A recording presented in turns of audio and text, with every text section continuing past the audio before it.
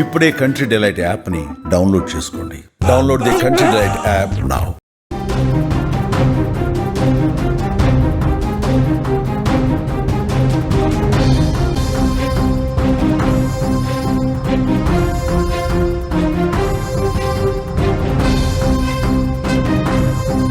ఒక 13 ఏళ్ల బాలుడు చేసిన పనికి ఆఫ్ఘాన్ విమానయాన సంస్థలు తలలు పట్టుకునేలా చేస్తోంది.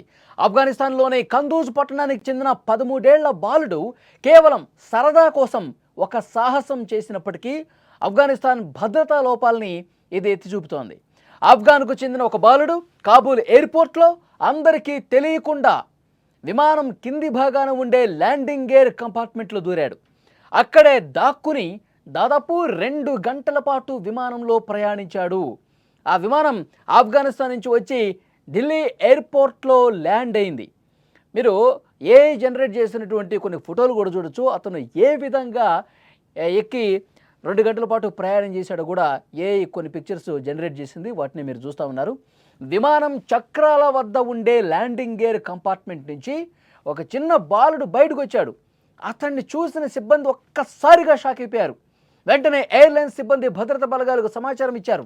అక్కడికి చేరుకున్న సిఐఎస్ఎఫ్ బలగాలు బాలుడిని అదుపులోకి తీసుకున్నారు. అతన్ని విచారించగా కొన్ని ఆశ్చర్యకరమైనటువంటి విషయాలు బయటకు వచ్చాయి. తాను కేవలం ఉత్సాహంతోనే ఈ విధంగా చేశానంటూ ఆ బాలుడు చెప్పాడు. కాబూల్ ఎయిర్పోర్ట్లో అందరికీ తెలియకుండా, అసలు ఎవ్వరికీ అనుమానం రాకుండా ఆ విమానం ల్యాండింగ్ గేర్ భాగంలో వెళ్ళానని బాలుడు చెప్పాడు. నిజానికి గాల్లో విమానం లేచాక ఆక్సిజన్ తక్కువగా ఉంటుంది. ఉష్ణోగ్రత -డిగ్రీలు పడిపోతుంది.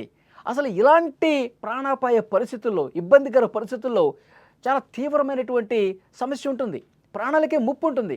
కానీ ఆ బాలుడు అసలు ఎలా ప్రయాణం చేశాడో అలాంటి పరిస్థితులను కూడా ఎవరికి అర్థం కాని సిచ్యువేషన్ ఉంది.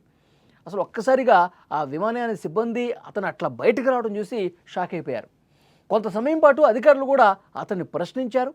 అతన్ని తిరిగి అదే విమానంలో క్షేమంగా ఆఫ్ఘనిస్తాన్కి పంపించిన పరిస్థితుంది.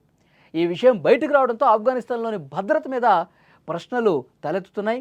13 ఏళ్ల బాలుడు అంతర్జాతీయ విమానంలోకి అసలు ఏ విధంగా చొరబడ్డాడు, ఏ విధంగా అక్కడ నక్కాడు, అక్కడ దాక్కున్నాడు, కాబూల్ ఎయిర్పోర్ట్లో అసలు భద్రత ఉందా లేదా, అక్కడ పూర్తిగా భద్రతను పర్యవేక్షించే తాలిబాన్ ప్రభుత్వానికి దీనిపై అసలు వివరణ ఇవ్వాల్సినటువంటి పరిస్థితి ఉంది అని చెప్పి విశ్లేషకులు మాట్లాడుతున్నటువంటి సిచ్యువేషన్ ఉంది.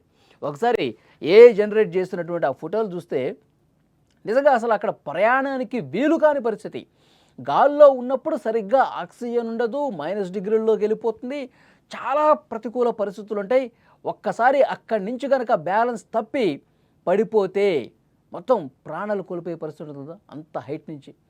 కానీ ఏ విధంగా ప్రయాణం చేశాడో ఇంతవరకు కూడా అర్థం కావట్లేదు. అతన్ని క్వశ్చన్ చేస్తే నేను సరదా కోసమే, నేను అక్కడ కేవలం కాలక్షేపం కోసమే ఆ విధంగా చేశాను, ఒక ఉత్సాహం కోసం ఆ విధంగా చేశాను తప్ప నాకు ఇందులో ఏమీ లేదని కూడా అతను చెప్పడంతో విమాన సిబ్బంది షాక్ అయిపోయిన పరిస్థితుంది. ఇక్కడ ప్రధానంగా మాట్లాడుకుంటుంది ఎయిర్పోర్ట్లో విమానం వరకు అతను అసలు ఏ విధంగా వెళ్ళాడు, ఏ విధంగా అసలు ఎవరికి కంట పడకుండా ఏ విధంగా అక్కడ దాక్కున్నాడు, ఆ ల్యాండింగ్ కంపార్ట్మెంట్లో అసలు ఏ విధంగా ఎక్కగలిగాడు, అసలు ఎవరూ ఎందుకు చూడలేదు, అసలు అక్కడ అధికార యంత్రాంగం పర్యవేక్షణ ఎంత డొల్లతనంగా ఉందో చాలా క్లియర్గా అర్థమవుతుంది.